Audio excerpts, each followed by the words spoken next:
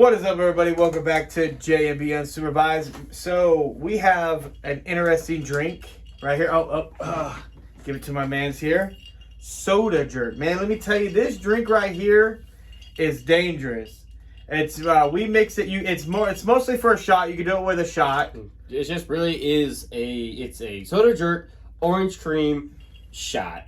It is 35% alcohol volume, 70 proof. It's good. It is, like, as you can kind of tell, it is looks kind of syrupy. It's not really syrupy though.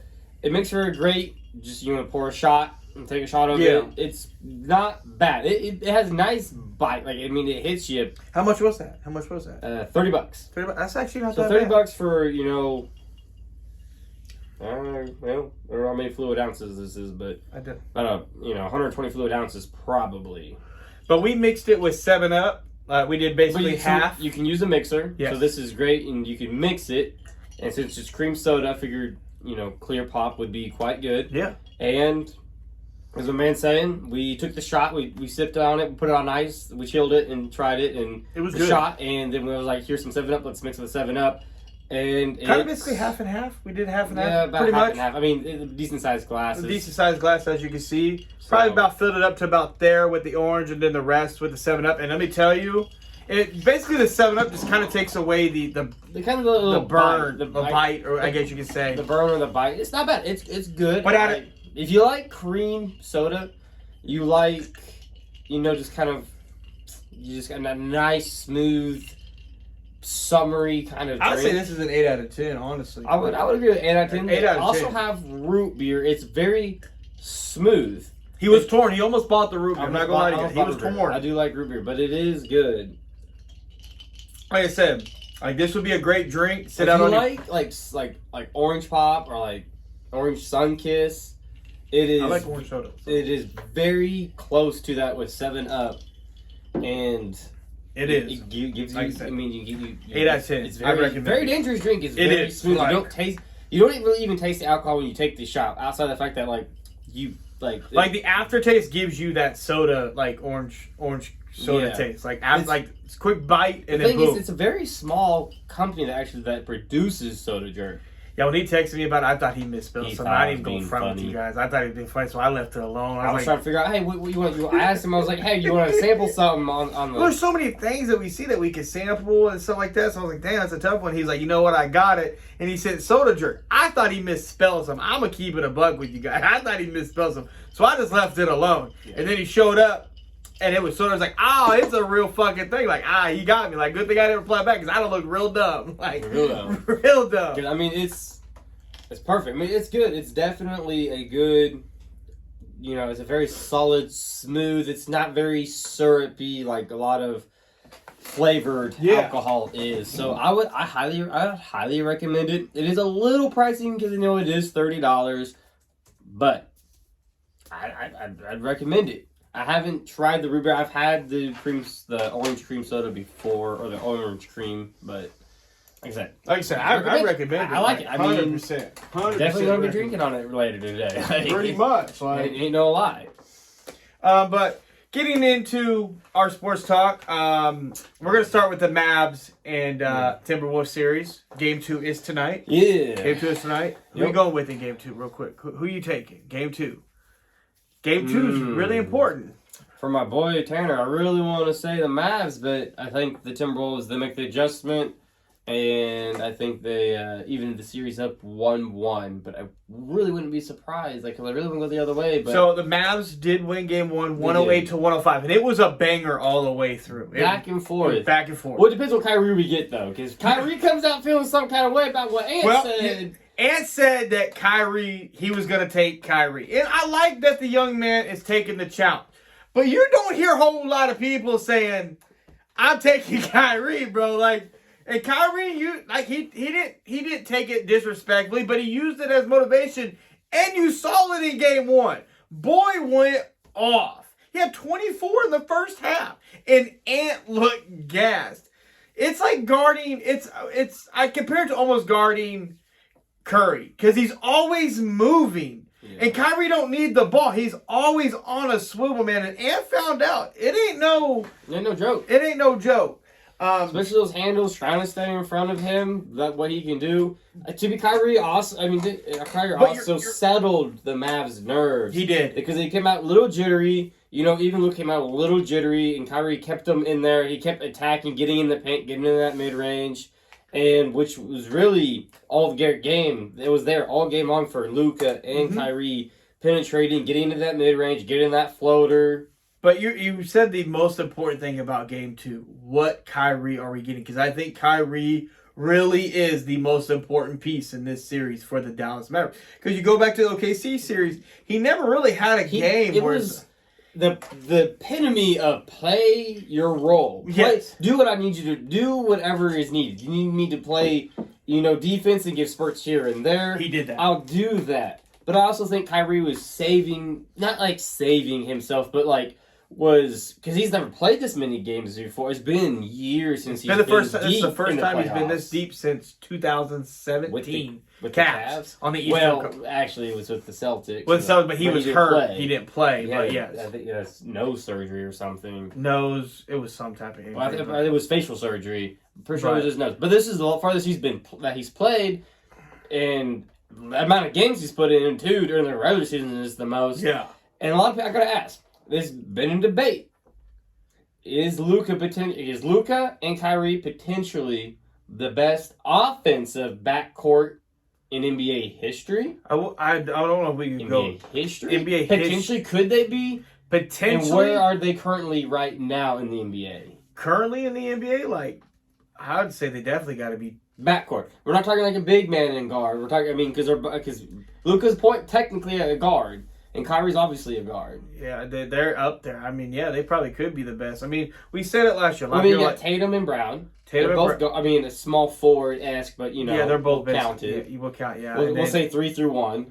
So, and then who else is out there? You can say Bradley Beal and Devin Booker. That didn't look good. You can put KD in there. KD and Beal, and that we know what KD and Booker did, but you added Beal, and it didn't look good. Can't put Brunson there because Brunson really doesn't have a mate. He doesn't have a mate. No, because obviously, maybe you want to count Josh Hart, but then that's nothing close. That's to nothing Kyrie. close. Julius Randle. SGA doesn't have anything. Would you count Julius Randle more of a power forward? Yeah, I would say he's a power more forward. 4. He's more of a 4. Than a 3. And then, like you said, Shaw doesn't really have. Dart, Dart's more defensive. He's not. When you're talking offensively, so just offensive bag. Obviously, there's Curry and Thompson, but they're. But Thompson's nothing to really talk home about though. No, they're definitely up there, and it's crazy because I have to admit that I was wrong. Not wrong, but I said that last year they didn't look like they worked, and I said Kyrie, don't leave. Give it the offseason. I guarantee you they can figure out how to make this work. And they figured out how to make this work. The biggest, they figured out how it worked. And I even said when they got Kyrie, and I think I said it even last episode, that that'd be very interesting if they could make both dominant ball guys could make it work. Luka stays ball dominant. He plays a little bit off, but but Kyrie, it was like, I'll take that off ball. I will reinvent myself. And this is probably the best Kyrie we have had since the second year with the Nets when he got hurt in the playoffs with Harden, KD, and him. Yeah. And he's off ball. He's a lot more mature, and really I think it's been great for Luka. But hats off to Jason Kidd figuring it out and getting them two studs to buy into. But it also helped too the accusations that they made at the trade down, getting PJ Washington, those bigs. PJ Washington's more like a 3, but yeah. It worked out, and Jason Kidd deserves a lot of credit. But I have to honestly take my hat off to Kyrie Irving. He reinvented himself, and Dallas has showed him so much love that he was able to let loose finally, and he didn't feel like he needed to stay in this box. Well, they even got him a personal chef for his Ramadan Ramadan, which the Nets weren't willing to do. And you have to be you can do that and still. Shout out to Mark Cuban, man. I have the nutrition in the body and the protein to be able to play a full game because you don't really hear that he's gassed or that he's tired or he doesn't have the ability to go full lengths because you can. If you're there's so much nutrition and protein stuff out there that if you're an actual athlete, then athletes can be able to get. You got you a cook that is just for that. you, just for that. And that makes sure that he's good during Ramadan. and nobody's talking about that no more. No. But I mean, yeah, hats off to Kyrie for like kind of taking that step back, we will. But really, to me, Jason Kidd is the head coach. Yeah. He had to convince Kyrie to do so. Well, it probably took a lot of convincing to Kyrie, because I bet Kyrie... Because he was a free agent. He could have went and took less money. Yeah. He came to the Lakers, because it was other than that of the Lakers. He would have been less money. Yeah. Could have came there, but he decided to go back. And hats off to the front office, to the Mavs, getting them. Luka, I'm pretty sure, was also involved in talks with it. But, hats off for Kyrie to, really... But hats off to Luka, though, as well, in the instance of, in the past, when he's had teammates, like Porzingis, we thought for sure that was going to be, like, a match made in heaven. You had a big, and you had your guard. And it failed miserably. I don't know what happened, though. You got Porzingis there, and it really didn't work. Well, Luka said it was on both of them. They just didn't... They went to the Wizards, and he was solid. I mean, it's the Wizards, so nobody really paid attention. And then you to the Celtics, and it's like, that's what I thought I was getting with the Mavs. I'm confused. But like I said, the reason I take my hat off to Luka is because at times, like we saw in Game 1 when Kyrie had it on, normally you would say Luka, like, no, the ball's mine. He didn't do that. He let Kyrie do his thing, and he picked his moment. He picked his spots, and that shows maturity on Luka, because we've always knocked Luka. Man, you're forcing shots. You have the ball too much. And I think it's been a great balance for both of them. I think having Kyrie has also matured Luka, and Kyrie being in Dallas just in general has helped Kyrie come out of that box, open up. His family's at the game. He's comfortable. They've made arrangements for him. He's done it for them, being available, playing the games, not taking time off for random things like he's done in the past. That's gotten him in some water at times. There's a lot less political stuff going on right now that Kyrie was involved in when he was with the Nets. Yeah. But last year, when we saw them together, there was a lot of, okay, you have the ball, I stand still. Didn't it kind of remind you like the first year D Wade and LeBron together? They didn't know how to make it work. In a way, like they both needed the ball. In a way, like not same apples and oranges. I'm not even comparing, kind of. He was just like, you have the ball, you go do you. You have the ball, you do you. That's kind of what they, in some instances, like they did. Like I said, that's why we said they needed to come back following year and make it work. But even with LeBron and Wade, though, the offense there was not really a stagnant part. But when Kyrie and Luka got together the very first year, I feel like there was a stagnant, like, if one player had the ball, the other one was just hanging out. Though, Wade or LeBron would still move or set the screen. The other one just kind of sat over the corner. Like I said, for Kyrie and Luka. But the big thing was crunch time, though. Well, yeah. Who was going to take the shot during crunch time?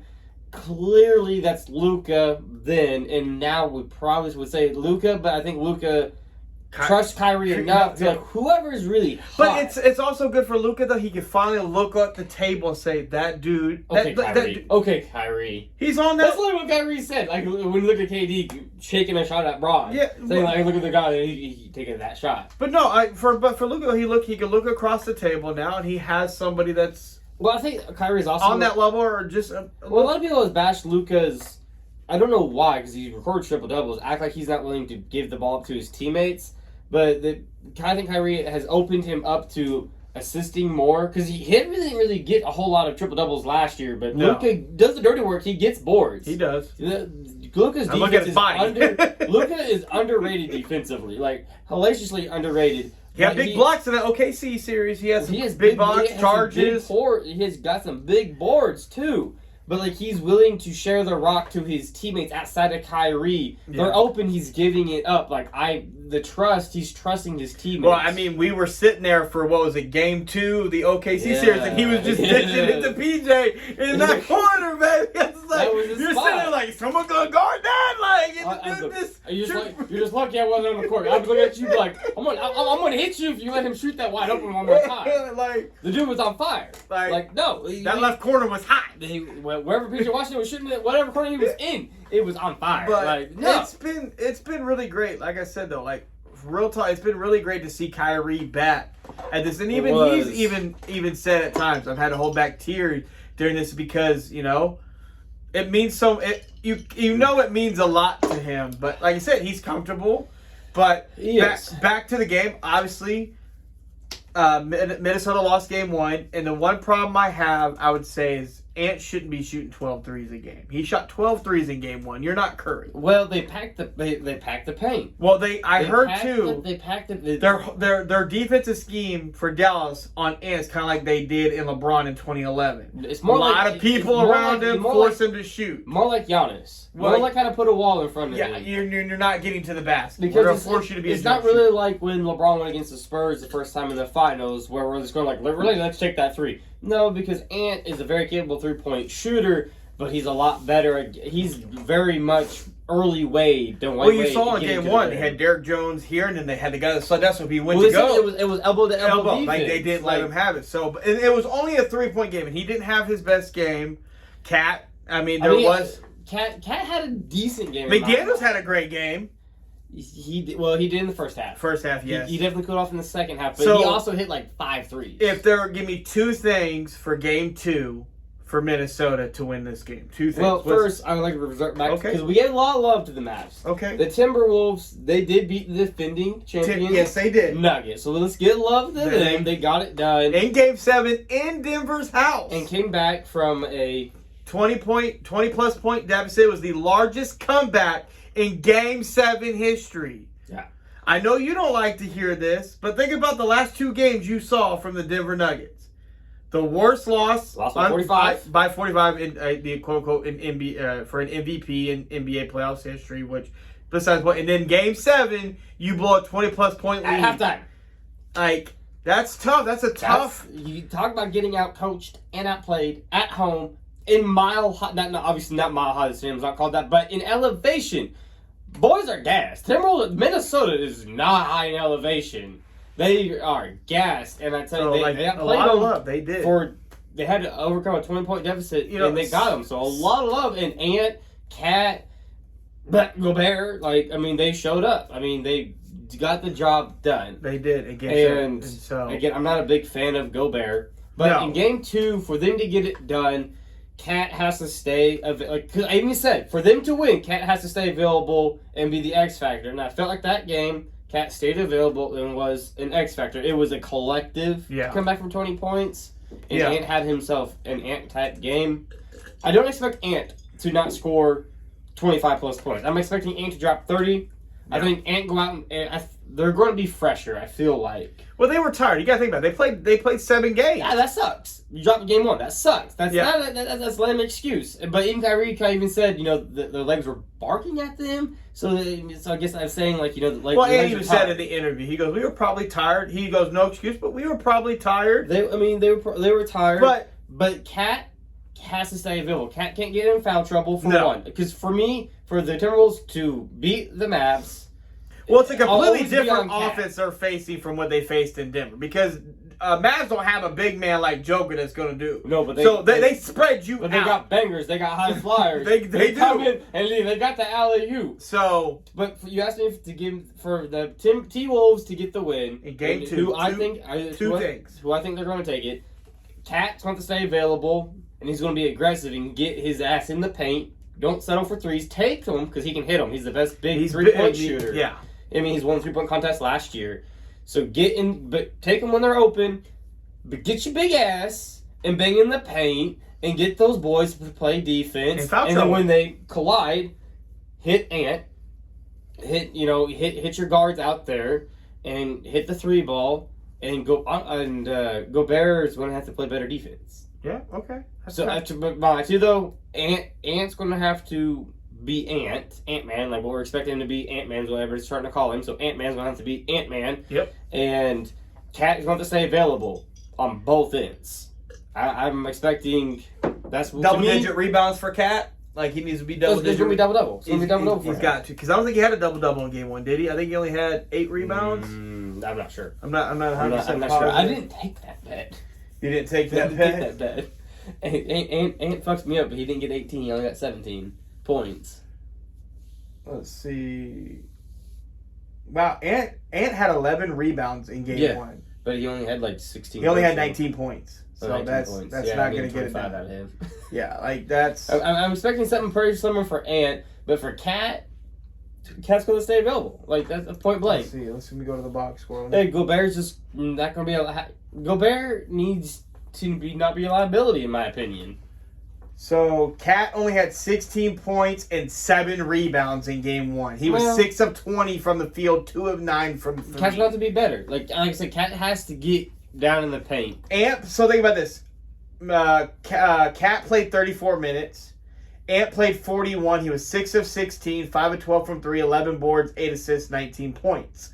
Mike Conley, though, was 2 of 7, 1 of 6 from 3, 6 points. I don't expect Mike Conley if you have an X factor, it's Mike Conley. Like, I mean, everybody's ever, like, even my Joker said, Mike Conley's the most underrated player probably in the NBA for, like, the longevity that he has had of his career. I mean, let's not get it twisted. In game 1, Luka played 41 minutes. He was 12 of 26 from the field, 3 of 10 from 3. His three-point shooting in the playoffs has been very, very up and down. But he has 6 rebounds, 8 assists, 33 points. Kyrie, 12 of 23. Kyrie did not make a 3 in that game, but he only shot 3. He had 5 boards, 4 assists, 30 points. I mean, you had 63 points from your two stars. From your two studs. And so, I mean, that's... Well, you got the Mavs. You have the Mavs, don't you? In this series? No, in the game 2. Game 2, yeah, I have the Mavs taking game 2. All right, give me two reasons. Give me the 2 reasons why the Mavs win. What needs to happen for the Mavs too, and give me your X factor. So for the Mavs, X factor was Mike Conley. So my X factor for the Dallas Mavericks is PJ Washington. He's been phenomenal in these playoffs. He's proving that he's ready for the moment. Because we all know he's been sitting in Charlotte wasting away his career. And when he got traded, I even told you, him going to Dallas, you're about to really see, can he really play ball? Because when you're on a bad team and you're getting all the shots, anybody can fucking look good on a bad team when you're getting all the shots. Look at Bradley Beal. So, yeah, we'll get to that later. But, so, PJ Washington, to me, is the X factor in this series. 2 reasons why I think... In this game.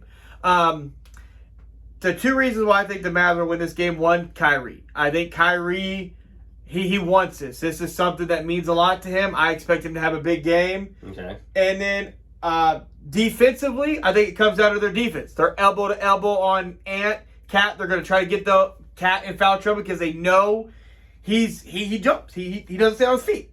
When we say in 2K, stay on your feet. Goddamn it. Stay on your feet. And so I think those are the 2 X factors why they're going to win the games tonight. Kyrie and then their defense on Ant-Man. So you think they're going to get Cat? And I think they're going to get Cat in foul trouble. And defense but they're going to lock down Ant and then get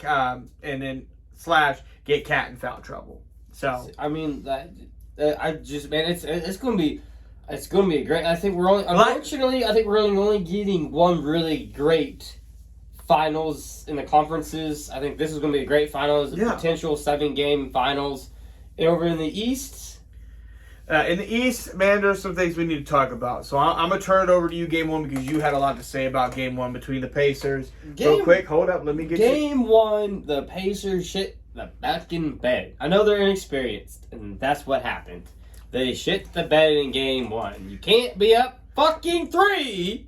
Well, you need to go back. You need to go back further with a minute to go in that game. How bad it was down the stretch by the Pacers. The Pacers kept turning the fucking ball over. Just kept turning it over and giving it back to them, and the Celtics kept breaking, missing, and literally just kept turning it over. 30-some seconds, like 10. We're gonna hold it down to 10 seconds. They shoot, they miss, they get the rebound, they outlet it. Well, like about 30, well, somewhere around there. They get it, they outlet it, dribble up. Tyrese Halliburton dribbles it off his knee, bounces off it. The guy dives for it, doesn't get it, goes out of bounds. They go back the other way. So that was one possession that they should have had. The dude just kissed his glass. I don't even know what's happening. So that's one possession that should have potentially. They didn't even get a shot. So damn. Go back. So then they go back the other way. They stop them. They get the rebound. They foul. Out of bounds. Had a foul again. So we go out of bounds. Banged a timeout. So now we're set. We got our fucking inbound scheme set. Play set. We break. Go. Okay. Siakam is there. Waits too fucking long. His seam. I'm pretty sure it was Jaylen Brown or Tatum jumps. Chips it. Yeah. But it was definitely off the Pacers. The Pacers off of Siakam. Celtics ball with I think 10 seconds left. Like less than 10 seconds. I think it was like 3 secones when by the time the shot happens, they hit Jaylen Brown in the corner. Should have fouled. The Pacers should have switched. And they didn't. Like, I don't know why you didn't switch. You're setting screaming, switch, go, don't. Siakam is still there, and they had all intentions to wrap up to foul. But he was like, I'm going to do a shot, so he didn't. So I get it. And he was in his face. Yes, I get that as well. The Jaylen Brown still hit 3. And tied it up, and then the shot they got out on the other end was trash. Wasn't good, and then the Celtics go on to win it in overtime. But they pissed the game away in game one. Tyrese Halliburton had 2 crucial turnovers in that final minute. He had the one that you said drew off his leg, and then he had the one where Drew Holiday locked him up in overtime. And he turned it overtime. And they ended up losing that game 126-110. That was a defeater, man. That was a big game because you and I both said before the game even happened, Celtics were off for a long time. Yeah. Rest isn't always the best thing in the Pacers playoffs. Coming off a very high game 7. Close game, back and forth, and the Pacers, they had it and lost it, and then game 7 happened, and Turner goes out hurt, Tyrese Halliburton goes out hurt. Pascal Siakam had himself a game, kept him close. Tatum was dog water. I don't care what everybody says. Tatum was dog water. The announcers were sucking him down, and 5 minutes to go in the fourth quarter with the third string G League with Jacob Maine in there over there fucking playing. My problem with game 2 for the Pacers is I feel like they waved the white flag with 9 minutes and 25 seconds left. Pascal checked out at 9:30, I believe, and never came back in. Miles Turner never came back in. They never put any of the real starters back in. And there was 9 minutes to go, and with 2 minutes left in that game, it was down to like 10 points. That's in the NBA. That 10 point that could go down real quick. I don't know what the head coach over there in Indiana is doing, Rick Carlisle. He's definitely, I'm not understanding the coaching mentality that's going on over there, but he's game 1 didn't like it down the stretch. No, he got out-coached in game 1. And then game 2, you waved the white flag with 9 minutes to go. You never put any of your guys back in. Who's not to say you don't get it? And the Celtics turned the ball over. I can't help that the backups couldn't do anything. If you had your starters in there, maybe they do something. Yeah. So now you're down 2-0. Tyrese Halliburton has a sore left leg. We don't know the extent of it. I'm pretty sure he's going to try to play through it, obviously, but now how healthy is he going to be going forward? I'm not saying that the Celtics are going to sweep the Pacers because they're going back to Indiana. Mm-hmm. And the Pacers have been here before with the Knicks. Boston and New York are completely different. But they've been down 2-0 before. But this is not looking good.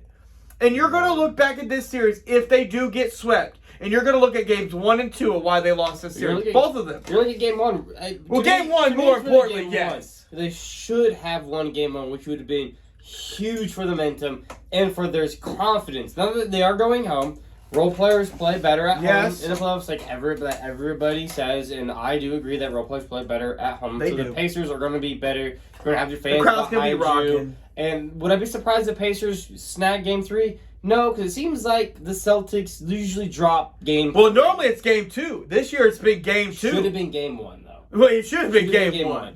But the Pacers, they are a little banged up, but it's the playoffs. They're going to go. I feel like, the Pacers, I thought it was going to be a dog Do you think game 1 really, depleted their confidence? I think it has. No, because I don't really think so. Because, they're a very young team. Yeah. Pascal Siakam hasn't been this deep since they made Kawhi Leonard, Toronto Raptors. Won the chip with Kawhi. 2019. Miles Turner has never been this deep. Tyrese Halliburton, this is really his first actual run. They're a very young team. To me, if they don't really and Rick Carlisle should know better. This is a dude they don't have the veteran guy. They don't have that veteran leadership player. Yeah. So it really falls on the coach on why they choked away that game. The coach should have been that timeout after it hit because it hit at least a beat of 3, a beat of 4. He should have been that. He had one timeout. You should have smacked that timeout and reset. And if you're the Pacers too, Kristaps Porzingis is supposed to return. I think game 4 of this series. Actually, you may not even need him. No, he's not. Oh, he's not. He hasn't even hit the weight room. Let alone the court. That's what in game 2 they were talking about it. And they in game 2. Could he return in game 4? Possibly. Could he return the series? Possibly, but he hasn't even hit the court, and he's barely on the medical table, apparently, according to reports that was done during in-game. So, speaking of the Boston Celtics, there's a lot of things we need to touch on this team. Yes. With Boston. Yes. It's championship or bust for them. We both agree on that. Nobody cares that they're in the Eastern Conference Finals. Nobody cares. You should. Championship? Think about this. They've been to the Eastern Conference Finals every year of Jason Tatum's career in the NBA. From his rookie year. I think he's played like 108 games now. Like, the dude has been in the Eastern Conference Finals. And he's only been to one Finals. And they obviously lost that one, but they were young. But keep it on. That was last year. That was 2 years ago. Yeah, whatever. It was 2 years ago. ago. Oh, I'm so young. Well, but we have to talk about this team. Because, like you said, Jason Tatum feels like he's the best player in the league, and I'm not dogging on Jason Tatum, but you're not the best player in the league. I'm not mad when people come out, when players come out and say, I'm him, I'm the best player. Yeah, no, you should feel that way. Absolutely. But he's, in a respectful way, he's not. And here's why. No, unrespectfully, he's not. My thing about it is, these last 2 games for the Pacers, you got to think Jaylen Brown. It's been Jaylen Brown. Jaylen Brown in game 1, crucial turnover, big 3, sent it to overtime. And then in game 2, he was a locking bucket in game 2. He dropped a 40-piece. He also, in the second half, towards the end of the third, beginning of the fourth, Jaylen Brown took on Pascal Siakam. He did. Height difference, weight difference, he took him on. Not Tatum, taller and bigger, didn't take that matchup. Jaylen Brown. Bro went and hid. Why am I not getting... Supposed to be a better defender, better offensive player, but better defender because you're bigger and longer on Pascal Siakam. Why is my smaller, really my 2 guard, not my small forward / power forward, taking on Pascal Siakam, who is a 4-5? I've always been very critical of Jason Tatum for the simple fact of I think he settles so much. For the 3? For the 3, instead of taking your big ass down low. And you have a post game. We know you have a post game. We seen it. Well, we saw it in game 2 with 5 minutes to go. Against the third stringer. When you were playing the backups that you could get down there. Bro, go down there. Yeah, yes, I will say that you are a superstar. But at the same time, you do not act like it at times. Get down there. Do the dirty work. Bang with those guys. You're going to get the foul call. The rest are going to give you the benefit of the doubt because you are that dude. There's a difference between a superstar and a franchise guy. Franchise guy is 1A. Well, this superstar is 1B. But getting back to what I was saying about that, on any given night, it can be Jaylen Brown being that superstar, and then Tatum's the franchise guy, and then then Jason can be the superstar, and Brown people always want to say that the Celtics are Jason Tatum's team. I don't think necessarily they are. I think it's both of theirs. You can't really give it to one dude. To me, I feel like throughout the most recent runs for the Celtics, I feel like Jaylen Brown has been the more consistent on both end players. I mean, Jaylen Brown gets criticized the most. We criticized him he couldn't use his left hand. Well, he can't go left. And then he worked on it, obviously. That's tomato potatoes, but I feel like between the two, Jaylen Brown's more like, I'll shoot the 3, and I'll hit the 3, but I'm also won't settle for the 3, and I'll drive where Tatum... Tatum settles way too much. Like, you'll see an open... Like, I get it. The 3 ball is exciting. Everybody does it. But not everybody's Stephen Curry, and I don't know why it's so hard to get that through people's heads. Well, if you're open, shoot it. Yes, because... But he chucks up bad 3s, Tatum does. But really bad 3s. When you have the ball and, you're going through your offense, I don't know why he's not getting down on the block more, or he's not getting into the free throw line to get his post game. When I tell you, I'm not trying to be an asshole to Tatum, but I just feel like get down low. I'm trying to tell you. Why is he dancing? Why is he dancing on the guys on the perimeter? He does not need to be dancing. Get your ass on that fucking free throw line and go to work, cause you can do it. I seen you do it in college when Coach K was coaching your bitch ass. So really, is that him, or is that coaching, or is it? I think it's him, bro. I think it's because... I mean, if your coach is on you to stop shooting 3s, you're going to stop shooting 3s, you're going to keep chucking them up. I mean, obviously you're not going to get pulled because you're Jason Tatum. You are a superstar in the league. But if the coach is on you, attack. It's a little bit of both, but I think Tatum... To me, Tatum should know better. At this point in your career, you should know. What did we always tell LeBron? Get your bitch ass in there, but he didn't want to do it. And then what happened when he finally got down there? You couldn't stop him. In Miami? Well, because Miami told him to get his ass down there. So that's coaching. Well, yeah, it is. I get your point. It is coaching, yes. But you told LeBron to get down there. That was Eric Spoelstra. But Brad Stevenson used to tell, like, always used to say, Tatum needs to get down in there. Then when Brad Stevenson leaves, goes to the front office, they bring in the new coach, and then now we're back to Tatum shooting. This is now the second coach since Brad Stevens. Well, yes, because he had coach, the scandal or whatever. Scandal. Can't sleep with other people's wives. It's bad. Well, no, it wasn't. Okay, well, I don't know if she was married or not. Yeah, she was. He was the finance advisor's wife. Well, you're not allowed to have You're not allowed to intermingle in the Celtics organization, and he did.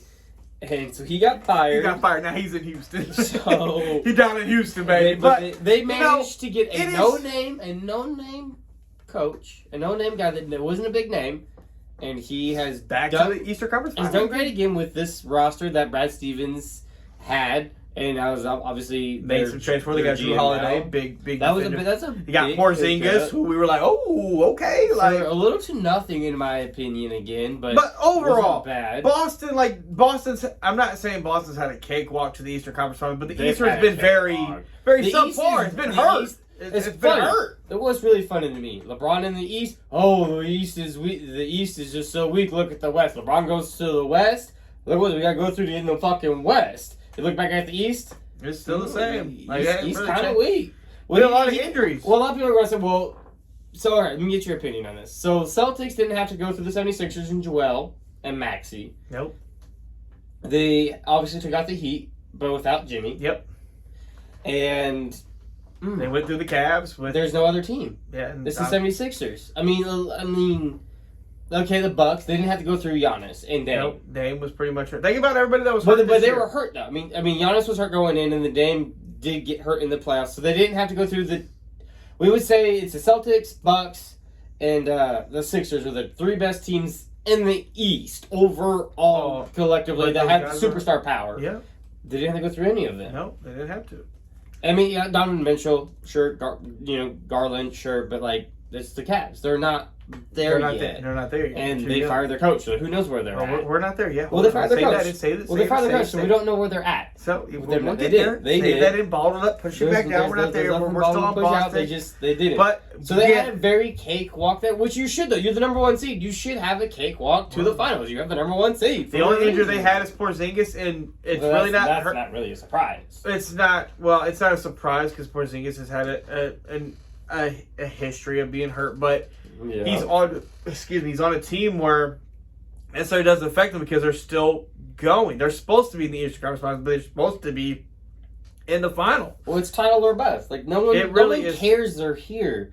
That's why it's not good TV. Well, I always said, like I said in the Knicks-Pacers series, I wanted the Pacers to win Game 7 because I thought it was a better matchup for the Celtics, but now... guess it doesn't really matter what the matchup really is for the Celtics because I still have the Celtics winning this series. I still have the Celtics winning this series. Let me get that out of the way. I have the Celtics winning this series because I just don't think the Pacers have enough. And now with Tyrese Halliburton injury, it should be it should be Boston in 5-6 at the least. I mean, if this series goes 7 games, I got questions about Boston. Like I always got questions about Boston. I mean, Boston always seems to. I've always said I'm waiting for Boston to shit the bed. They always. I mean, Tatum and Brown. I mean, not really. To me, I don't hate on Brown as much. I mean, sure, people talk about his left hand, but like to me, is Brown underrated? I think Brown's underrated. I mean, he has a contract that says he's not by the franchise.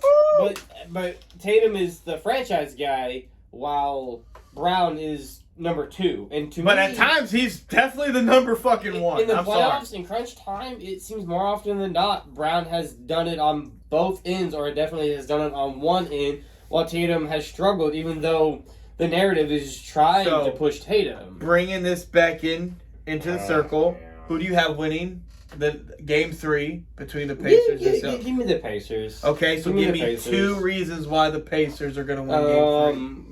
Because they're at home and role players play better at home. This is because like they gotta get Game 3, and I like the underdog card on this. So give me the Pacers because role players play better at home. They do. They were close in Game 1, really close. They didn't have the turnovers. Then Tatum didn't look very good. In Game 2, they waved the Wi-Fi way too early. In Game 2, Tatum didn't look good, and They're all going to be healthy. They're going to be healthy. The stars are going to play.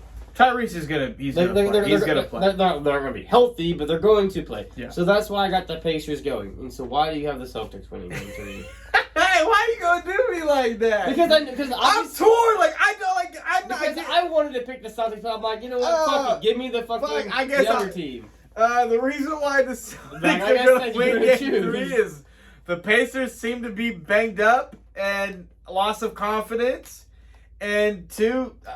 The Celtics as a whole, they're a well-oiled machine. The Celtics as a team, they're just too much. Just better. They're just better, unfortunately. Better players, and they're better coach. Unfortunately, which to sit there and say that the Celtics coaching staff is out-coaching the Pacers is just as downright. Honestly, I don't even know the word I'm looking for. Rick Carlisle should know better. Rick Carlisle. He should know better. He's been there and done that. He's been with Dirk. He's been with Luka. He should know better than this. He should be able to. He's played way greater teams. Yes. Come on now. Like, there's no inexcusable. That's my X factor. Is Rick Carlisle is going to outcoach. Yeah. And he's going to. No disrespect. Like, I'm obviously picking Boston, but the Pacers should really get Game 3. In all honesty, they really shouldn't. They really probably should be gentlemen swept in 5. So give them 3 or give them 4. But like, I really hope the Pacers make this a long series. Like, don't lose in 5. But extend it as long as you can. It should not go no further than 6. If it goes further than 6, then Boston is fucked. Don't leave me with just baseball to watch, please. Like, extend this bitch. Don't do this. Speaking on something that you were in your feelings about, the Cleveland Cavaliers lost in the second round, obviously to the Boston Celtics. Mm-hmm. And Donovan Mitchell had the knee injury, ankle, whatever the fuck it was. He didn't play in the final 2 games. Mm-hmm. There's a lot of turmoil going on between Darius Garland, Donovan Mitchell. They don't want to play together. If Donovan comes back, Garland wants out. And I'm like, dude, that's not Garland. Mitchell never came out and said he doesn't want to Garland says he wants to stay in Cleveland. There's rumors only if Mitchell leaves. There's rumors that Mitchell might leave, but Donovan's like, I want to stay. And then we get the news, the day before yesterday, that the Cleveland Cavaliers fired J.B. Bickerstaff after multiple years there. He's gotten them to the playoffs the last 2 years. He's done well. He's built this team, and you fire him. And me and you are literally staring at each other at the gym, talking about, like, who the fuck are you going to go get that's going to take this team to the next level? Like, Frank Vogel don't make sense. Darvin Ham don't make sense. I don't know who the hell else is out there you're going to go get. Like, you're not going to, if you're Cleveland, you're not, superstar coach hunting. I don't know who. I don't like it because he does have rapport with them. The firing only happens because you're trying to make 2 stars happy to try to get to the next level. Mitchell said he wants to come back. Mitchell never said he wouldn't play with Garland. Garland says if you bring Mitchell back, I want out. And like I said on my TikTok, I don't like it. Like I probably said on here, I don't like it. Garland's not a star. Garland's not a superstar. Mitchell has been an all team, all pro, all star. He's been there and he's done that. He's not superstar, but he's there. He's a superstar. He's a superstar franchise guy. Teeters. Kind of like, he's to me he's more of a franchise guy than Tatum, but tomato potato. Garland, he's on the up, but like I don't know if they mesh. No, they definitely don't. I mean, you saw they don't mesh because when Mitchell went out, Garland went off. So like I'm Mitchell there, he's like, I don't know. So I'm confused. Is it Garland not willing to sacrifice? Is it Mitchell not willing to compromise? Like there has to be a little bit of give and take. Even Luka and Kyrie have a little give and take. But like I said, Jason Kidd deserved a lot of love. Kyrie older being like 30, 31, 32, 30, something like that. Deserves some credit on that, obviously. Because Luka, young Luka coming into his prime, obviously he's a stud. Mitchell is in his prime. He's not that older player. Garland's a rising. To me, that falls on the coaching staff. So they move off the coach. I don't like that. No, I don't like because I don't think Garland deserves that kind of power to be like, I want out. If I'm the coach, if I'm the franchise, I keep the coach. I bring Mitchell back, and I move Garland and get something that better suits Mitchell. Because the Cavs are a rising young team with Evan Mobley, Jared Allen, I don't understand. all those guys, Chris LeVert. They have a lot of great pieces. So the question is, I've made it very clear. I don't like it and I don't understand it. I don't know if a big name really would fix it because, like you said, like those names don't make sense. I don't know who you're gonna go get, bro. Even Garland's not really a big name. The Lakers had him as a coach, so that's why people know him. To me, the firing is trying to get a coach that both of them like, that the front office thinks will be able to somehow make them mesh. You don't trade for Mitchell and just let him walk 2 years later. No, you can't. Mitchell said he wants to stay, but I think this. And how often do you get a superstar that says you want to stay in Cleveland? Well, like, you don't get that often. He wants to be there. LeBron's from there. Yeah, but I'm saying you got to start there. And he's saying, I want to stay Garland's here. Potential is there to be, a stud star-ish. But, like, I don't know. I think maybe the Mavs fumbled it a little bit, and Donovan Mitchell definitely is going to look and see what's out there and what's definitely available, because it could have been the coach, could have been a part of it. As we all know, as players of any sport, that a coach plays a big part on where you want to play. Yeah. And if Mitchell really had this coach's back and they still let him go, I think Cleveland probably already made their choice that they're going to let Mitchell walk. Garland's going to get his wish. They're going to have to give him the bag. To me, firing the head coach and doing it, I think is going to settle back. He's literally built this team. These have been a lot of young guys. He's definitely helped develop. He's developed these guys. I don't like it. I'm just not a fan of it, but we'll have to see where it goes. Like I said, I don't even know where to sit here and start rambling off guys. Like, I know there's a lot of guys out there that can get, they're out there for head coaching jobs for Lakers, like J.J. Redick, Sam Cassell. Like, I like Sam Cassell. I don't think people realize how good of an NBA player Sam Cassell was. He's a brilliant mind. He's been an assistant coach for years. Maybe that's something that the Cavs look at. But I don't know. I'm really torn about this. Like I said, I'm with you. I don't like the firing. Garland, you can't give a young guy like that too much power because it's going to go to his head, and that's going to hurt the locker room. He already thinks it's in. It's already there. But he hasn't done anything. But switching off that, Luka, after making the All-NBA team, is now eligible for a 5-year, $346 million Supermax extension. What are your thoughts on that? My God, that's a lot of money. It's going to be the biggest contract. Woo! $346 million 5-year. He gonna sign that? Like, I'm not you signing that. You don't sign that contract. But Luka deserves it. 100% Luka deserves it, and I'm here for it. The money's going up, TV deals, everything's going up. I mean, in the NFL, money's going up for players. The salary cap's going bigger in the NFL. Speaking of the All-NBA team that released, and All-NBA first team was SGA, Luka, Giannis, Tatum, and Joker. I really didn't have a whole lot of issues. I just don't know how Jason Tatum makes first team All-NBA. If you want me to be honest, I think Jalen Brunson maybe deserves some first team love, honestly. Well, the second team go ahead, read was Ant, Jalen Brunson, Anthony Davis, Kawhi, and KD. I don't agree that Kawhi should have been second team. I'll tell you that right now. He only played 68 games. Go ahead and read number 3 for me. And then number 3 was Tyrese Haliburton. Well deserved for him. Sabonis, who was, correct me if I'm wrong, third in MVP voting? Yep. Was 13. Yep. Okay. That's tough. Devin Booker, Seth Curry, and then LeBron James. I think rounds out your 3 teams. That rounds out your All-NBA 1 through 3, and I'll tell you this right now, I think LeBron should have been second team. And you could even make a case he first team. Jason Tatum's numbers are prime. Jason Tatum's in his prime. He's entering his prime. LeBron's in his 20th year in the NBA, and their numbers are damn near identical. So you know what's funny? 2022, 2023, and 2024, LeBron was all third team. That's crazy. But you realize how you said all those names? You realize you didn't say Jaylen Brown? Yeah. Jaylen Brown did not make an All-NBA team, and I just think that's a little disrespectful. But, I mean, again, he's a 1-2 guard. Yeah, it's Tatum's is labeled as a small forward. Did Kevin Durant make it all? He was 2-team. Man.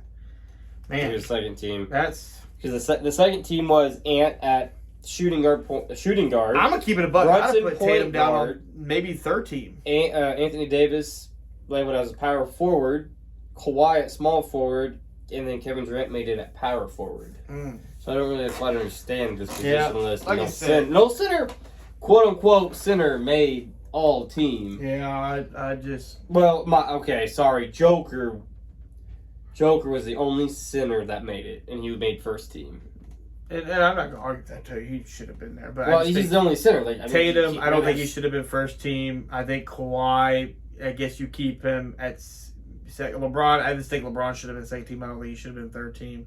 I'll just give it at this. I just don't think Jason Tatum should have been first team. And I think it's just kind of tough and confusing. Power forward center. Was Fox on there? Nope, not on Fox. there either. Damn, Fox wasn't on there. Bonus is only That's there. crazy, dude. And he was third team, but he was third in voting.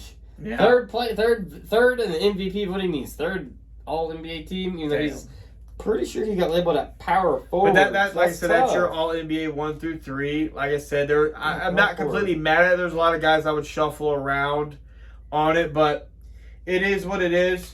Switching. You know what's weird though is on the third team they have 2 point guards. It's listed as 2 point guards. Tyrese Haliburton point guard, Curry point guard, Booker shooting guard, Sabonis power forward. That's Braun, crazy. Curry forward. third team. This is also hard to think Curry third team. Think about what he literally was doing with that Warriors team this year. Even, bro, like third team? Like LeBron third team? That's just tough, man. But it just shows you the league. Weird. It's also in a ways it shows you that the league's also in somewhat of good hands. The young players are coming. Damn, I was about to say there's a lot of guys when you really start to think about that weren't on here. But Cat did miss a little bit of time. He did miss a little bit of time, but on first team though, with the MVP Joker, you did have Shaw. Yep. You did have Luka. You had the top 3 in MVP voted on first team, so can't argue with that. Tatum was there because. Damn. Do you think I'm gonna throw this out here for you? Because we've talked about this young man a lot, and we think he should have won Defensive Player of the Year. Should Victor maybe have been an All NBA first team or second team or third team? I mean, he was definitely first team All Rookie. Yeah, he was, but he was the first rookie to be all first defensive team in NBA history. Well, when you put it that way, does he belong over Joker or Giannis? That was first team center and power forward. No, I would say first team. No. Okay, so then second team, KD and Anthony Davis were power forwards. Then it's hard to put him over either one of those. You can't put him over Davis. You can't put him over KD. No. But then you get a third team, like when you talk about third team though. You say that Sabonis was third in MVP. I'm not trying to disrespect Sabonis. But then it's Braun at small forward. I'm not putting. You had to put him in a big spot. No, it's tough. Like it was definitely. But first team All Rookie. It's possessions basketball. Was Victor Wembanyama at center, Brandon Podziemski. He was for the he was Warriors. Okay, well they didn't know his team. That's weird. At guard, Brandon Miller. They didn't know where Hornets. Apparently, Chet was unknown. Good job, ESPN. Chet at forward, and then Jimmy, the Jarquez Jr. for the Heat, their guard. So, Victor, could you made a case? Could you made a case? No. Yeah, No, because you're not putting him over any of those guys I just said, not in his rookie year. You literally, you would have to bump Sabonis. Because you can't bump. But is he going to bump Sabonis next year? Sabonis got bumped out of the being an All-Star. And he was third in MVP voting. Yeah, Sabonis got a little bit Sabonis got wrong dog. Darren Fox got wrong dog. So that's tough. Victor's going to be all team next year. Without a doubt. Health and everything and what they do. As long as his trajectory stays on course, obviously, then without a doubt, yes, he's going to win all defensive player. No, actually, no. Why the fuck did he not win the defense player of the year?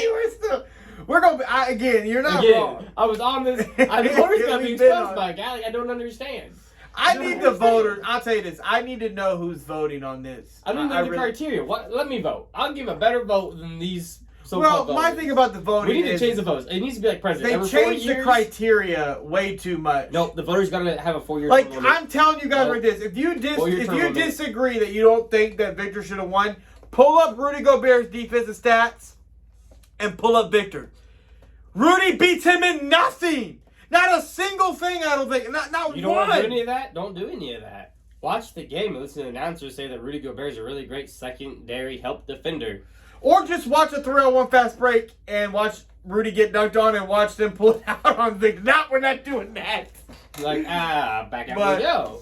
Switching completely from pro sports. We're going to college. So this is something that just happened not that long ago. The NCAA has settled a lawsuit pretty much. And they're going to be basically paying $2.8 billion. I'm going to repeat that again. $2.8 billion to make sure this doesn't go to trial. They settled to current and past athlete, or former and current. Which is past. Yes. So you're athletes correct, but wrong. over the last 10 years. And also the Power 5 also agreed to let schools pay their players directly, school to player. There's no more of this other it's school to player. They will have it. And like they said on ESPN First Take, NCAA had no choice but to do this, otherwise they were gonna be wiped off the face of the earth. If it went to court, if it went to court, they would have went bankrupt, and there would have been no more of an NCAA body, because the power of the NCAA finally got their ass basically whooped, and I'm here for it. Well deserved. So, I'm just saying, I can't wait to see how $2.8 billion gets divided up. And we were talking about this early before we started filming. I'm assuming this is all sports, from swimming to golf, hockey, soccer, track, all of it. It has to be all of it, right? I would assume, yes. So it's 10 years. It all falls underneath the NCAA. Goddamn, how much I would pay to just reverse my age a couple years and go back to school. My goddamn, dude. Old as fuck. You need more than a couple. I need to shave off maybe 10 years. God damn, I need to go back. Damn, you need 15. Fuck you. You old motherfucker. Damn, that's crazy though. And a new knee. Shit. Hey, Lonzo can do it. Why can't I? Fuck you. Because you got Lonzo money. You're not wrong. I got Lonzo money. But no, that's the NCAA finally got it handed to them. Good. They had no choice but to tap out to this. Well, and this current and former players, they're about to get paid again. Reggie Bush finally got his Heisman back. So back in there. The NCAA out here just getting raw dogged right now. Yeah. We're here for it. Might as well just do away with the NCAA at this point. The body of it, obviously. Honestly, it's good to finally see that their power structure get torn down, because they've just been. Think about the lives they've ruined of athletes and programs. You go all the way back to the Fab Five and KU when they were told he could play, and then no, and then they strip everything. You can't just strip. I've just never been a fan that you punish and you take everything away, and not everybody was wrong. You know what I mean? I'm here for it. I'm happy for their current. I'm here for all the records that are getting reback in. Shit, that's a lot of records to get put back in the record. All I'm saying is, though, as well, talk about NCAA. It's for my football. Oh. NCAA football, baby. It's dropping in July. It's expensive, though. Wow. Well, it's no more expensive if you just buy the original. Yeah. But you can buy the bundle. Again, I'm not we're not promoting Madden. We're not getting paid to promote it. We just sold the game. We're excited. You can buy Madden 2025, and you can buy the NCAA 25 as a bundle deal for about $130. Yeah. Don't recommend the Madden part. Like I said, not being promoted. We're not supported by them.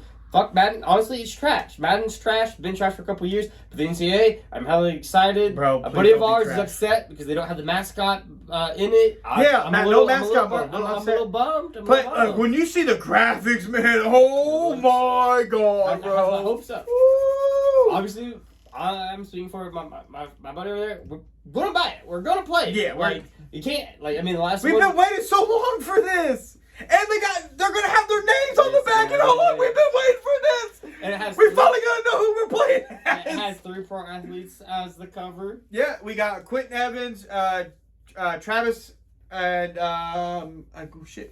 the fuck's the third one? I can't remember. Fuck, I'm already going blank. I think he's from Michigan. Pretty sure. Oh, the Michigan running back. Michigan. Oh, yes. So I'm excited for it. I'm here for it. I'm loving it. I'm ready for the game. Like I said, we're not getting anything to promote it. We're just excited it's back. And it's dropping on July 15th on Xbox, PlayStation, so PC probably even. It's cool. I'm here. I'm excited. It's gonna be good. I really didn't play the past couple matches because I'm sorry, I might have a sick day. I don't know. 50-50. I might even take it from maternity leave for myself. I'm having a baby. I'm not, but like I might. Like who knows? 50-50. I just hope that the game is good. They're promoting it. The graphics look good. They have the Penn State whiteout. You saw that? That was dope. And every player that has every player that's opted into it, they're getting paid too. Now, if you're an Ohio State fan and you're like, yeah, I'm gonna get to use Marvin Harrison Jr. No, he's not in the game.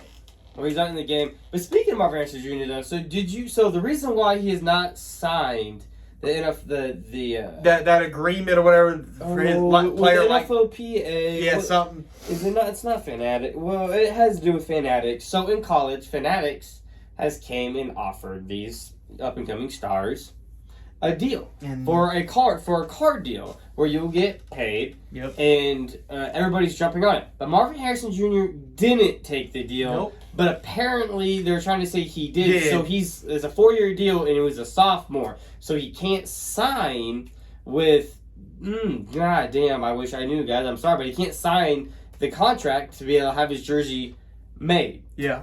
And that's the problem. That's the holdup right now. A lot of people are trying to say he's being selfish, causing distractions. No, he's in legal battle right now to actually be able to sign it. And he actually got his number one jersey. The jersey he got being selected in the first round actually got taken from him because he didn't sign. He wasn't at the rookie stuff or nothing like that. He just couldn't be there. And this is why a lot of young players that are coming into the NIL money need to have solid representation. And he does. He has at all time. He's his dad. He has somebody there. And that's why he didn't sign it. Because they even came out and said, like, look, what I was worth as a sophomore, I am worth that more as a senior, and I'm worth way more than that now as a pro. So we're just gonna have to wait out. It's unfortunate. I really wanted Marvin Harrison Jr. and I'm not even. I do. Fuck you. But also speaking of players that have gotten some deals, Caitlin Clark is the second player all time ever, women's and men's NBA, WNBA, to get a Wilson Ball deal. Yep. The other person, Michael B. Jordan, quote unquote, a GOAT. Like, that's hella impressive. It is. I'm taking your kids outside. Oh, you're taking my kids outside? Oh, thank you. Put them in the street. Or in the trampoline. Protect yourself at all times. Sorry. Interrupted by somebody. And speaking of WNBA basketball, Caitlin's getting a lot of hate right now. And, people are bitching and moaning, oh, she don't look good. It's hard to look good when your team is... You can't go like 1 of 7. She's the only one that can create on her team. team. You look good. I'm just saying, LeBron went 0-5 to start his first 5 career games. Trash. Trash, dude. I mean, for her first game, she had 10 turnovers. That's not it wasn't a great first game, but she's had a game where she's looked good. She's had 2 games where they should have won, but her teammates are just not used. They're not at the same level, I guess you could say. But to me, I think you and I both, because her game obviously it's just not college anymore. No, and these women. Well, you would say too that this is also people that are not understanding how. I just think people are not understanding how good the WNBA really is. Like, well, people thought it was going to be a WNBA because, like, I'm not gonna lie, I don't give a fuck with the WNBA, but I'm trying. He acts like he cares. He doesn't care. But I have a hard time trying to wrap my head around this, that these current and former players are bashing her so hard. You wouldn't be having this revenue streams. The largest attendance in history. Seattle just had their largest attendance ever at over 18,000 fans with Caitlin Clark in attendance. Without her. Like, I mean, don't get me wrong. Like, Angel Reese to me is another rising star that deserves she's got a lot of Chicago praise. Popping right now, dude. I feel like Biggs and WNBA, it's kind of like early. She's currently leading the WNBA in offensive rebounds right now. What I was going to say, go ahead. easy Tiger, is that I feel like the WNBA is in the early stages of what the NBA was when it was young and upcoming. That Biggs definitely can flourish early in the game. The game transfers a lot easier than as in a guard. Well, Caitlin's got the ball. She's ball dominant. She don't have no one else who can take the pressure off of her. Well, she has her big. Well, she's got Aaliyah Boston, but Aaliyah Boston, this is only year 2 for Aaliyah Boston. So she's also young. She's young too. There's a meme that came out that I just laughed. It has a picture of Andrew Luck, and I think he's a Jaguars defender, like draped around him, chokeholding him, trying to slam him back, and then it has Clayton Clark, and then the rest of the WNBA trying to like yank her I mean, back. the WNBA even got charter fights. There's a thing though too about that. I don't know how true this one is. I don't know how true. So there's no don't hold it. My feet to the fire.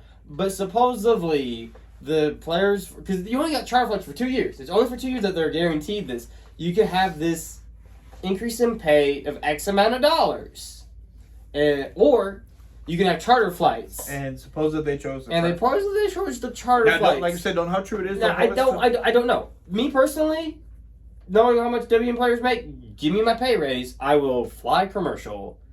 But again, you don't get the commercial flight or pay raise option without Caitlin Clark. And I'm going to say this real quick because we talked about this too. A lot of people have been comparing this because she's white and whatever. The black. I'll say this real quick off the top. There's been a lot of great white athletes in the WNBA that didn't bring this hype.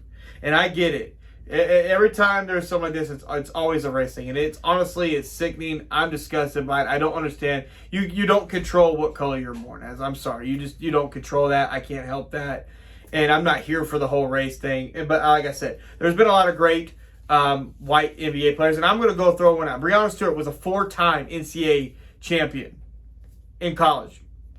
I don't think anybody was raising their glasses when she came to the WNBA. That to me though is like so. It's like you and I both. It's also a different era too. Like we're in a different. Social media is a lot bigger, and like literally there was it's a funny thing. There was a little snippet of an article I read that this gym teacher they were playing basketball and one of her young students who was a boy shot a 3. He was like Caitlin Clark.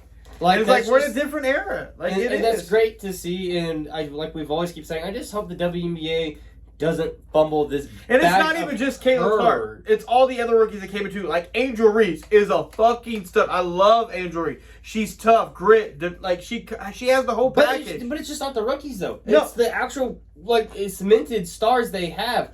There's one of them that has a Progressive commercial. It's like cool. I mean, like it's kind of lame. Like the dude gets robbed, and she's like, "Let's watch this. Let's watch the game." Well, I don't have a TV. I got robbed. What the fuck? But like, cool. Like the stars. You start shoving the stars at us so people can see the stars. I've told him, and I've told you guys. I've said this on previous episodes. There's only ever been one WNBA star that's ever saw pass that's put on for the WNBA, in my personal opinion. That was Candace Parker. She's retired, and now she's the president of Adidas.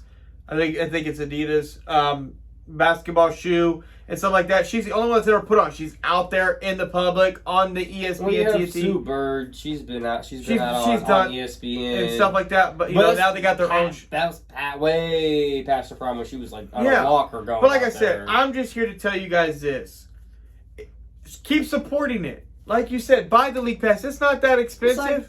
It's like $30. $30 way buy cheaper it. Than like NFL league pass or the NBA pass. So just buy it. Keep supporting them. Clearly, it's a different game. It's not a high flying game. I still think they should lower the rim of foot. And you start seeing these women bang out. Boy, would I like to see just boom, 2 women just collide in midair? I would. But like I said, the WNBA game is growing. I'm happy for it. Like I said, It's good for the league. It's what it is. Like, and there's more stars that are coming. Think about in a couple years or next year when Paige Beckers is going to be in the WNBA. The WNBA's already talked about expansion. They're getting a team in Toronto. Yeah. They're getting a team down in San Francisco, I believe it is. In the Bay Area. In the Bay Area. And then they're getting one more team they haven't announced yet. Paige Beckers is coming into the league next year. We'll support it. Shit, I'm telling you, bring an NBA team to Kansas. Bro, we'll fucking support that too. To the WNBA. Shit. And then you got Juju Watkins, who's not that far away. 2 years away. 2 years away. And we got more stars in the league. Could you imagine Paige being paired with Caitlin Clark? There's a fucking possibility. Or she's getting with the expansion teams. They might get the number. Paige Beckers go there, then Juju be following. Honestly, so like I said, the sports world is just because the 3 years. The expansion team would. Well, I guess the expansion. Well, I guess the Bay Area is hitting in 2025. Oh yeah, yes. I guess they will be in that draft. Like I said, you know, if you're the WNBA, we said don't fuck this opportunity up, and they're striking while the fire's hot. The players just need to get on board as well. I just feel like it's a little hit or miss. Like if I don't know. Keep on it. Keep going out there, supporting it, watching it, posting about it. Like, I mean, the WNBA, they deserve it. Like, I mean, they're there. The game is different. It's a lot more fundamental, and it's a great watch. I just think a lot of people that thought Caitlin was just going to come in and dominate, you clearly had never watched basketball in the WNBA. They're a lot better than what you think. And I do think Caitlin's she's a rookie. Like you said, this isn't college no more. You're playing with actual grown ass women. The shit out of her. They really are, though. NBA. But, you know, her game will grow. She'll get better. She's got to learn. She has no choice. So, I'll tell you this. I don't think her teammates got to grow with her. They're doing a great job saying the right things at the press conference. Like I said, I didn't expect them to be overly great. There's a reason why they had the number 1 overall pick the last 2 years. They got Aaliyah Boston, and now they got Caitlin Clark. Now you build on it. And if you get another high pick, draft what the team needs, not just the best available player. The best available player is probably something they need. If it's Paige Beckers, go get her. like I said, go get her. Like that's a hell of a big 3. But like I said, we're here for it. Make sure you share this, subscribe to the pod. It's free to subscribe. There's been a lot of confusion. It's free to subscribe. If you see us out in Kansas, we're going to be having merch on.